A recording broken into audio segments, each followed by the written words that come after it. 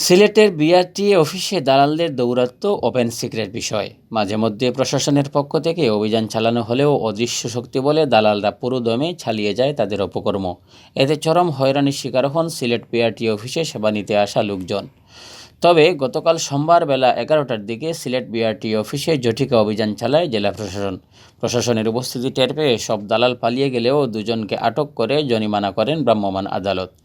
পরে তাদের কাছ থেকে মুচলেকা রেখে ছেড়ে দেওয়া হয়। অভিযানে নেতৃত্ব দেন অতিরিক্ত জেলা ম্যাজিস্ট্রেট মোহাম্মদ জসিমউদ্দিন। তিনি জানান, গতকাল বেলা 11টায় অভিযান চালিয়ে জেলা প্রশাসকের পশ্চিম উত্তর কোণায় সোনালী ব্যাংকের নিচে চতুর্থ শ্রেণীর কর্মচারী সমিতির অফিস থেকে বিপুল সংখ্যক মোটরযানের কাগজপত্রসহ দুইজনকে আটক করা হয়। আটককৃত দুই দালাল হলেন মামুন ও রুমেল। তবে এ সময় এ স্থানে থাকা আরও বেশ কিছু দালাল পালিয়ে যান। ম্যাজিস্ট্রেট মোহাম্মদ জসিমউদ্দিন আরও জানান, আটককৃতদের জিজ্ঞাসাবাদ করা হলে তারা জানায় বিআরটিএ অফিসে দীর্ঘদিন থেকে দালালি করে আসছে মামুন ও রুমেল। পরবর্তীতে ভবিষ্যতে এমন কাজ করবে না মর্মে মুচলেকা দিয়ে ছাড়ে দেওয়া হয় তাদের।